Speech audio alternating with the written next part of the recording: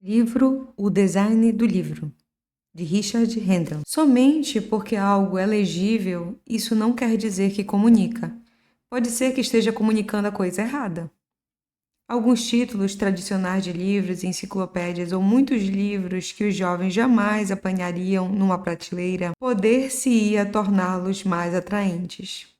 Enviar a mensagem errada ou não enviar uma mensagem suficientemente forte é, no mais das vezes, um problema das publicações. Você pode ser legível, mas que emoção está contida na mensagem? David Carson. Aqueles que preveem o fim da mídia impressa, isto é, sua morte, encontrarão, sem dúvida, pouca coisa interessante neste livro, a não ser, claro, que estejam interessados no fim da mídia impressa. Isto é, seu propósito. Mesmo assim, é provável que seu conceito de propósito seja algo diferente das ideias contidas nesse livro. Para eles, este livro será convencional demais, aborrecido demais e ingênuo por acreditar que a função principal do designer de livro é tornar o texto tão legível quanto possível. Escrever este livro teria sido muito mais fácil alguns anos atrás. Na época eu tinha certeza de como a tipografia trabalhava e de como se deveria fazer o design de livros. Agora, após 3 décadas de experiência, estou mais inseguro do que nunca sobre o modo de fazer o design de livros. Não tenho qualquer filosofia de design. Não sigo nenhuma teoria sobre tipografia, estou disposto a tentar qualquer coisa. E muitas vezes o faço, por minha conta e risco. Já não sei quais deveriam ser as regras.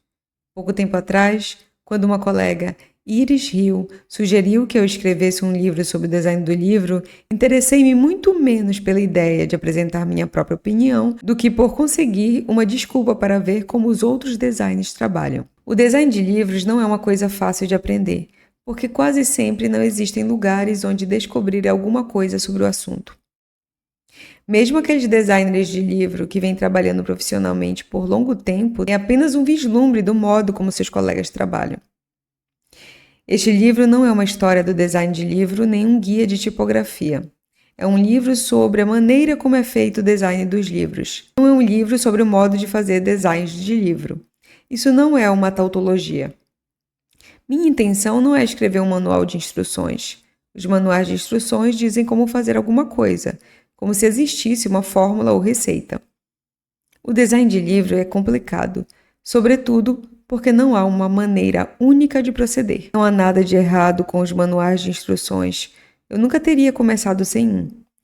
Quando me preparava para meu primeiro trabalho na área de publicação, li Bookmaking, de Marshall Lee, no final de semana imediatamente anterior ao primeiro dia de trabalho. Até então, eu não sabia quase nada sobre design de livro. Tinha um punhado de outros livros que explicam detalhadamente os métodos para fazer o design de livros. A razão pela qual este livro não é um deles é que eu não tenho uma filosofia universal do design. Não sei como fazer design de livros. Livros no abstrato. Sei apenas como fazer o design do livro em que estou trabalhando no momento.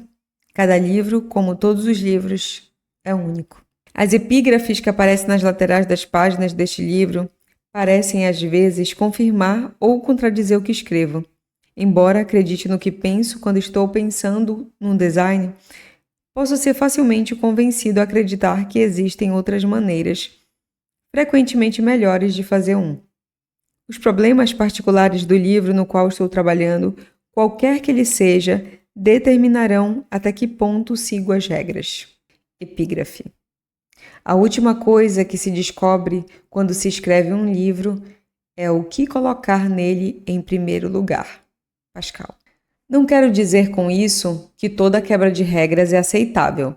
No entanto, há certamente muitas outras maneiras de pensar sobre o design de livro e sobre tipografia, mais do que eu costumava acreditar. Os designers que contribuíram com os capítulos para este livro trabalham muitas vezes de maneira diferente da minha e da dos outros profissionais. O design inicialmente pode achar confuso deparar-se com modelos muito semelhantes. No entanto, todos têm algo em comum, e essa é a real essência deste livro: mostrar como designers tomam as decisões que tomam. Em minha breve bibliografia, relacionei algumas das obras mais úteis sobre os princípios tipográficos gerais, ao lado de outras sobre o design de livro. Nos capítulos que escrevi, tentei usar o menos possível o jargão da área. De qualquer modo, os designers, o pessoal da produção e os impressores nem sempre concordam com o significado dos termos técnicos. Minhas definições, dadas no glossário, estão baseadas no Glossary of Typesetting Terms, University of Chicago Press, 1994. Se a impressão é a arte negra, o design de livro pode ser a arte invisível. Segundo as palavras de Henry Petroski, em seu livro The Pencil, esse objeto ubíquo e enganosamente simples é tão familiar que se torna uma parte praticamente invisível de nossa cultura e experiências gerais. O mesmo se aplica ao design de livro. Para ler uma obra com prazer, não se precisa saber como fazer o design de livro. Quando aceitamos a ideia de que o importante no livro é o significado das palavras e não o modo como se apresentam, isso se deve à própria invisibilidade do design.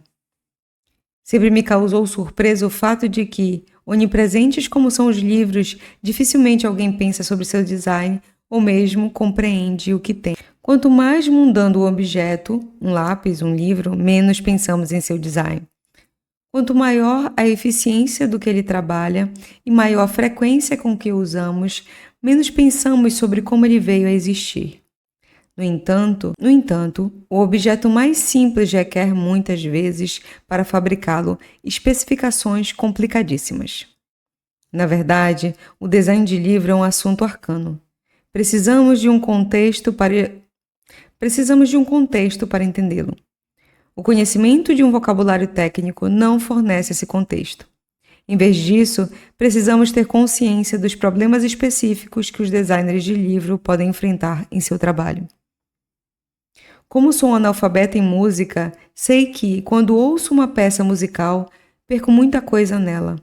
Lembro-me de ter assistido a uma conferência do maestro Leonard Bernstein sobre o Carnaval dos Animais, uma peça de Saint-Saëns que, na sua opinião, era extremamente engraçada.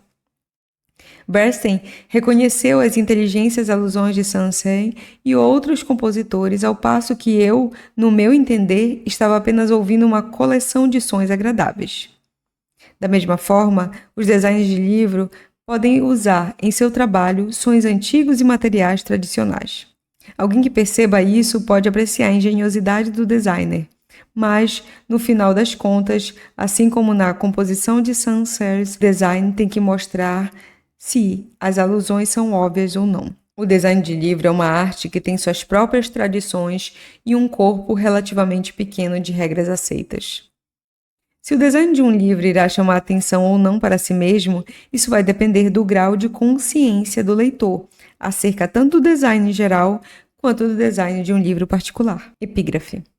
Se o pouco conhecimento é perigoso, onde está o homem cujo conhecimento é tão grande que o coloca fora de perigo? T.H. Huxley. Apesar da ubiquidade dos livros, não é fácil descobrir como chegaram a adquirir o aspecto que têm. Os autores de livros são muito mais afortunados do que seus designers. Os escritores que querem saber como escrevem outros escritores dispõem de uma infinidade de recursos. Raramente se deixa de perguntar a um autor sobre seu modo de criação. Muitos designers de livro trabalham isolados. Não têm oportunidade, portanto, de ver como seus colegas trabalham. Quando se encontram, mesmo que falem de trabalho, os designers raramente discutem seus processos de criação. A ideia deste livro nasceu da minha própria curiosidade sobre a maneira como os designers conceitualizam a aparência que um livro deve ter e como executam de fato seu trabalho. Consultei designers ingleses e norte-americanos cujo trabalho admiro e perguntei-lhes se aceitariam contribuir com amostras de design e descrever seus métodos de trabalho. Existem dezenas de outros designers cujo trabalho é tão bom quanto daqueles incluídos neste livro. Mas minha intenção foi incluir uma variedade de designs elaborados para uma variedade de editores. Eu queria designers formados em escolas de design e designers que aprenderam na prática. Convidei-os a analisar seus estilos de criação e a falar sobre como tomam suas decisões. Pedi a cada um deles a história de um projeto e uma explanação sobre a evolução de um design. O quanto sabem de um original antes de fazer seu projeto gráfico? Como visualizam um livro? como escolhem a tipografia e tomam as decisões necessárias. Muitas vezes, os designers trabalham de maneira intuitiva e, apesar dos problemas criados por seus clientes, um deles me disse que fazia o que fazia. Porque gosto que seja assim. Ou o editor, o autor, o artista, a viúva do artista, a filha do artista me disse para fazer assim. Isso é tudo que existe realmente a respeito do design de livro. É um trabalho muito solitário, como o do carpinteiro, mas requer menos habilidade. Mesmo trabalhando para editores razoavelmente esclarecidos, sempre me senti obrigada a fazer aquilo que eu sabia que queriam e não aceitavam. Muitos autores têm opinião bem consistente sobre o que querem. Muitas vezes os artistas têm opinião bem decidida sobre as coisas e, infelizmente, nem sempre são bastante educados visualmente. E os parentes consternados acham que são responsáveis pela reputação póstuma do artista.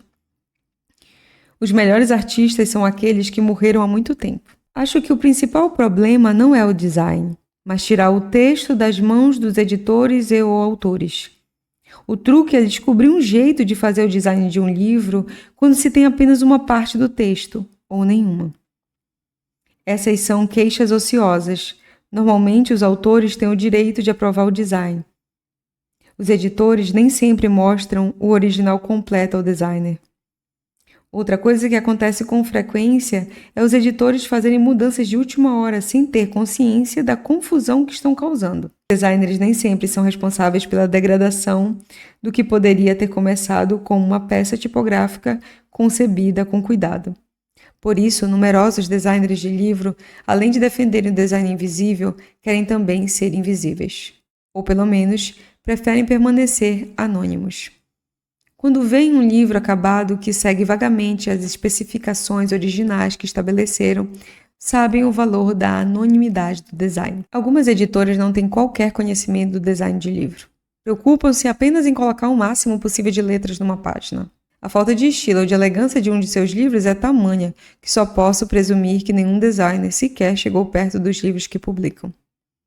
Alguns editores ignoram detalhes que julgam insignificantes. Fazem questão, por exemplo, de que o material complicado, como a página de copyright, deve seguir cegamente o estilo da casa.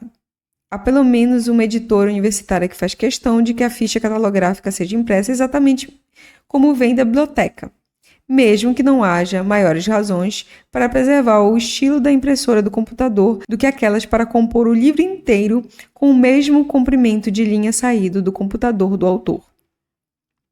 A informação catalográfica não é um poema, mas um texto em prosa. O design de livro é diferente de todos os outros tipos de design gráfico. O trabalho real de um designer de livro não é fazer as coisas parecerem legais, diferentes ou bonitinhas. É descobrir como colocar uma letra ao lado da outra de modo que as palavras do autor pareçam saltar da página. O design de livro não se deleita com sua própria engenhosidade. É posto a serviço das palavras. Um bom design só pode ser feito por pessoas acostumadas a ler. Por aqueles que perderam tempo em ver o que acontece quando as palavras são compostas num tipo determinado. Poucas escolas ensinam design de livro. A melhor maneira de aprender é ver o que os designers experientes fazem, tentar entender como tomam suas decisões. Com o intuito de revelar as virtudes de sua tipografia, convidei alguns colegas para falar sobre suas soluções, para esclarecer por que sua tipografia é bem-sucedida. Muitos dos designers escolheram com muito proveito um projeto específico e falaram sobre seu processo de criação, mostrando as ideias iniciais e os layouts descartados. Ver por que alguma coisa não funciona é muitas vezes mais revelador do que ver por que funciona. Um design apropriado parece autoevidente. Mas é claro, dizemos. Este livro poderia ser de interesse não apenas para outros designers de livro, mas também para escritores que se perguntam como seus livros acabam tendo a aparência que têm. Para leitores que nunca perceberam que os livros têm um design. Para os profissionais de editoras que presumiram que os designers fazem o que fazem por puro capricho, ou apenas seguindo fórmulas, e para designers gráficos que não fazem design de livro, na esperança de explicar por que o design de livro é diferente dos outros tipos de design. O design gráfico é uma arte aplicada, arte para algo diferente dele mesmo. Quando eu era estudante, era chamado arte comercial, arte para o comércio. O design gráfico é usado para comunicar visualmente uma mensagem específica e é avaliado pela engenhosidade que tem para fazer o design dizer alguma coisa. A mensagem está tanto na forma de dizer, na maneira como as palavras se apresentam, quanto nas palavras em si. Na verdade, às vezes nem mesmo existem palavras. O designer gráfico atribui uma atitude às palavras para influenciar a maneira como o leitor as vê e reage a elas. O designer gráfico é um propagandista. Se o design de livro não é desenho gráfico, também não é belas artes. O trabalho do designer gráfico é contar ao observador alguma coisa e, se a mensagem não for entendida, a falha foi do designer.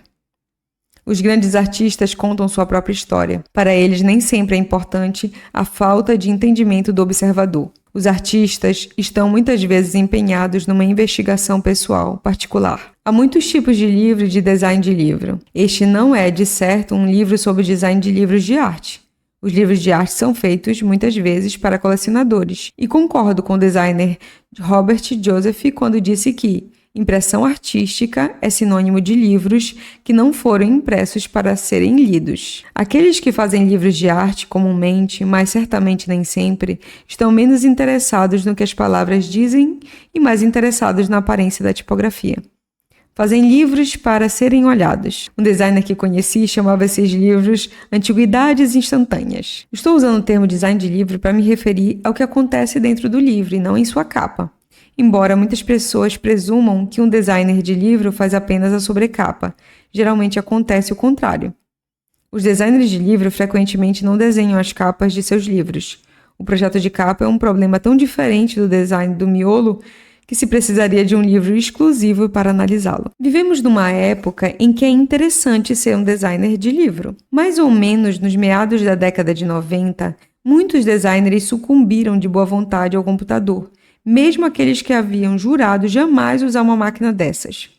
Nunca, na história da impressão de livros, pôde a maioria dos designers contar com uma ferramenta com que conseguissem trabalhar tão facilmente com tipos. No primeiro século do livro impresso, o designer não apenas escolhia a tipografia, mas também tinha de desenhar a fonte e fazer a impressão. Com o passar do tempo, a distância entre o tipógrafo e o designer tornou-se um abismo. Seja por uma falha da formação dos profissionais de impressão, seja por uma degradação geral dos padrões tipográficos, por volta de 1947, quando Jan Tschichold chegou à Inglaterra para melhorar o design dos livros da Penguin Books, os designers tinham de fornecer instruções detalhadas para o tipógrafo. A esse tipo de composição, George McKee deu o nome de tipografia industrial, afirmando ainda que a única forma de evitar revisões dispendiosas era fornecer ao tipógrafo especificações técnicas sem ambiguidade. Nas palavras de Hans Schomoller, o sucessor de Tschichold na Penguin, as especificações não deveriam deixar nada para o impressor decidir. Um ponto tipográfico, isto é, o 0,351 milímetros, deveria ser tão importante quanto uma polegada. Às vezes era necessário escrever especificações tão exatas para escolher o tipo que os impressores se irritaram com o que Beatrice Ward chamou a total falta de educação dos designers. O trabalho de um designer de livro difere essencialmente do de um artista gráfico. Este está buscando constantemente novos meios de expressão, levado ao extremo pelo desejo de ter um estilo pessoal. Um designer de livro deve ser um servidor leal e fiel da palavra impressa. O objetivo do artista gráfico é a autoexpressão, ao passo que o designer de livro responsável, consciente das suas obrigações, é destituído dessa ambição. Aqueles que pensam em termos puramente visuais são inúteis como designers de livro. Jan Tschichold. O artista é o único homem na sociedade moderna que é pago para fazer o que gosta. O que ele gosta é de nos desconcertar, agradavelmente ou não, com uma mensagem visual, e gostamos dessa característica em suas pinturas. Assim, evidentemente, ele é o último homem a desfrutar desse exercício disciplinado na transmissão codificada de palavras, isto é, a tipografia, com toda a sua sinalização convencional de finalidade e de tipo por meio do formato, do estilo e da ortografia. Beatrice Ward. Os computadores podem aumentar essa distância entre o tipógrafo e o designer.